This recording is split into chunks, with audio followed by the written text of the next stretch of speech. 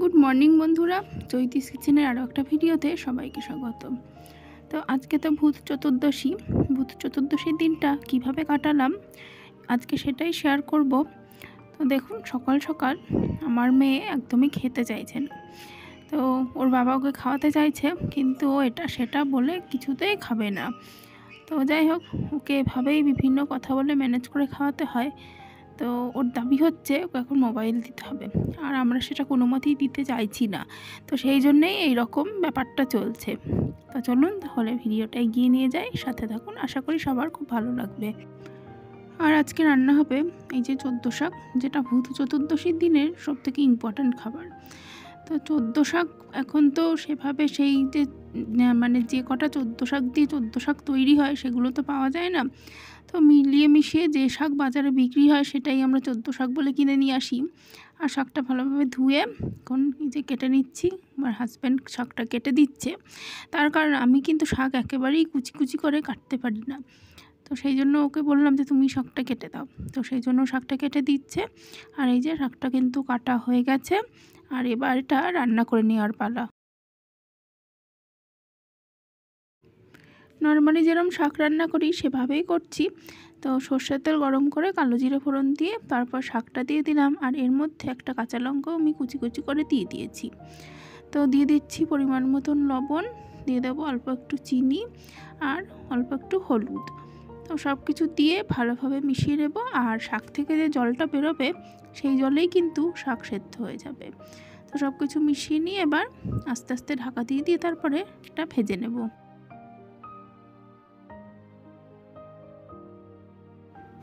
বেশ কিছুক্ষণ পর আমি কড়াইয়ের ঢাকনাটা তুলে নিয়েছি। কড়াইটা ঢেকে দিয়েছিলাম, তাই জন্য শাক থেকে কিন্তু বেশ অনেকটাই জল বেরিয়েছে। আর এবারে গ্যাসের ফ্লেমটা হাই করে দিয়ে ভালোভাবে ভেজে নেব শাকটা।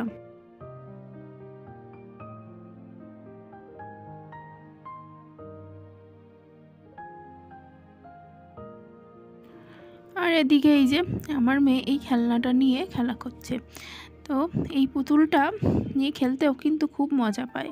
তো পুতুলটা যেহেতু ব্যাটারিতে চলে সেই জন্য পুতুলটা মাঝে মাঝে বার করি, সবসময় বার করে দিই না, তাহলে এটা নষ্ট হয়ে যাবে আর ব্যাটারিটাও শেষ হয়ে যাবে। আর এই পুতুলটা যেহেতু এরমভাবে ঘুরে বেড়ায়, তো সেই জন্য পুতুলটা এখানে ওখানে ঢুকে যায়। আর আমার মেয়ে বলছে কি, ওই দেখো ওটা ওখানে চলে যাচ্ছে, এখানে চলে যাচ্ছে। আর আমি সাউন্ডটা মিউট করে দিয়েছি, তার কারণে এই পুতুলটায় না একটা গান বাজে। জানি না যদি আবার এটার উপরেও কপিরাইট চলে আসে, তো সেই জন্য আমি ভয়েসটা মিউট করে দিয়েছি, মানে আসল যে ভয়েসটা। আর ওই যে পুতুলটা টেবিলের তলায় ঢুকে যাচ্ছে, আমি বলছি ওটাকে ধরে নিয়ে না হলে ভেতরে ঢুকে যাবে। তো ওই যে সরিয়ে নিয়ে চলে এলো।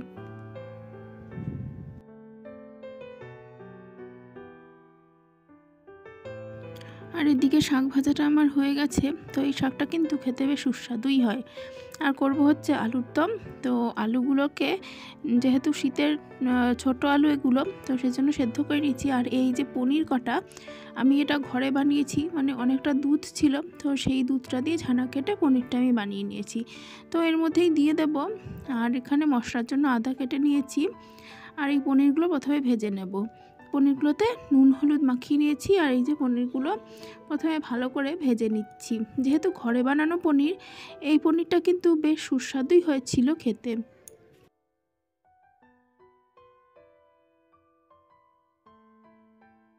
আর পনিরটা ভাজা হয়ে গেছে, এবার ওই তেলেই আমি 3টে বেগুন ভাজা বসিয়ে দিয়েছি, তারপরে রান্নায় ফেরত আসছি। আর বেগুনটা ভেজে নিয়ে এবার ওই তেলের মধ্যে ফোড়ন দিয়ে দিলাম গোটা গরম মশলা আর গোটা জিরে।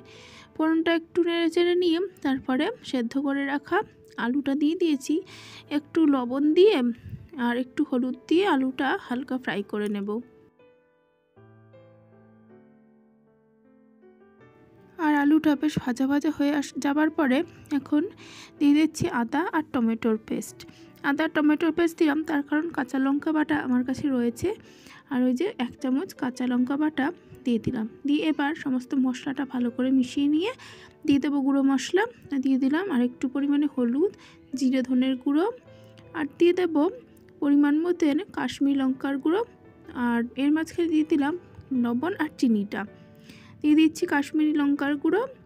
দিয়ে এবার অল্প একটু জল দিয়ে সমস্ত মশলাটা ভালোভাবে কষিয়ে নেব। হালকা শীত পড়তে বাজারে কিন্তু নতুন আলু ওঠা শুরু হয়ে গেছে। তবে এই নতুন আলুগুলোর দাম কিন্তু এখনও একটু বেশি রয়েছে। পুরোপুরি শীত না পড়লে কিন্তু নতুন আলুর দাম কমবে না। তো যাই হোক, আমরা তো শীতকালে নতুন আলু খেতে ভালোই বাসি, তো সেই জন্য নতুন আলু নিয়ে এসেছি। আর তাই ভাবলাম এগুলো দিয়ে আলুর দম করে ফেলি। আলুর দম খেতে কিন্তু বেশ ভালো লাগে এই নতুন আলু দিয়ে। তো মশলাটা কষানো হয়ে যাওয়ার পর দিয়ে দিলাম পরিমাণ মতন জল। যেহেতু আলুটা আগে থেকে সেদ্ধই রয়েছে, তো সেজন্য খুব বেশি জল লাগবে না। আর এবারে এর মধ্যে ভেজে রাখা পনিরের টুকরোগুলো আমি দিয়ে দেব।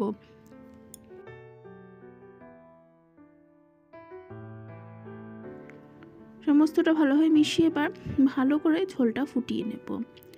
তো এই যে ঝোলটা কিন্তু ফুটতে শুরু করে দিয়েছে, ফুটিয়ে আমি ঝোলটা আর একটু ঘন করে নেব। তো ঝোলটা ফুটে বেশ ঘন হয়ে গেছে। আর এখন দিয়ে দিচ্ছি একটু গরম মশলা বাটা। তো আমি এই প্রথম গরম মশলা শিলে বাটলাম। বাটা মশলার কিন্তু গন্ধ স্বাদ একদমই আলাদা। রান্নায় কিন্তু দারুণ একটা গন্ধ বেরোচ্ছে এই বাটা গরম মশলাটা দেওয়ার পরে। আর এর মধ্যে একটুখানি ঘি দিয়ে দেবো, ব্যাস তাহলেই কিন্তু রান্নাটা একদম রেডি। গরম ভাতের সাথে বা ফ্রাইড রাইস বা লুচির সাথে এই রান্নাটা কিন্তু দারুণ লাগবে খেতে।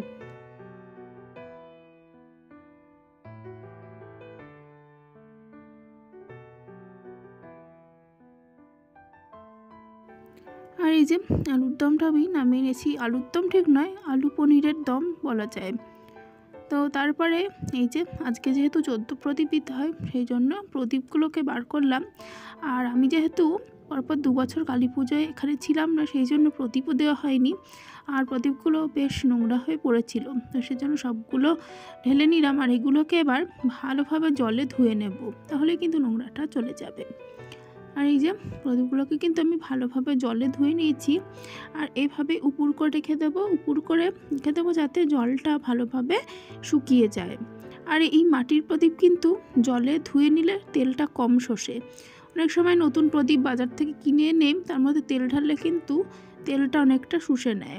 তো প্রদীপ জলে ধুয়ে নিলে তেল কিন্তু কম শোষে। আর এবারে চলে এলাম ঘরে। তো আমার মেয়েকে এই যে লেবু কেটে দিয়েছি, আর ওকে আমি মৌসুম্বি লেবু এভাবে খাওয়া শিখিয়েছি। তো ও যেহেতু এটা নতুন খাওয়া শিখেছে, সেই জন্য ও কিন্তু বেশ ভালোভাবেই খাচ্ছে। তো এই যে দেখুন, লেবু খেতেও কিন্তু বেশ মজা পাচ্ছে। আর তারপর একেবারে সন্ধেবেলা চলে এলাম। প্রদীপগুলোকে আমি তেল সলতে দিয়ে একদম রেডি করে দিয়েছি। আর এবার প্রদীপগুলো ধরিয়ে দেব। তো এই যে প্রদীপগুলো ধরানোর পরে কিন্তু খুব সুন্দর লাগছে দেখতে। মানে ঘরের আলোটা আমি নিভিয়ে দিয়েছি, প্রদীপের আলোয় ঘর আজ আলোকিত। এই যে একটা একটা করে প্রদীপ সমস্ত দরজায় দিয়ে দিয়েছি। দেখুন, লাইট নিভিয়ে দেওয়ার পরে দারুণ লাগছে। প্রদীপের আলোয় ঘর পুরো আলোকিত হয়ে গেছে সমস্ত দিক। প্রদীপের আলোয় সমস্ত অন্ধকার মুছে যাক। আর এই যে আমার ঘরটাও কিন্তু খুবই সুন্দর লাগছে। ওদিকে সিংহাসনের লাল আলোটা আর এদিকে প্রদীপের আলো, সব মিলে খুব সুন্দর একটা আলো হয়েছে ঘরের মধ্যে।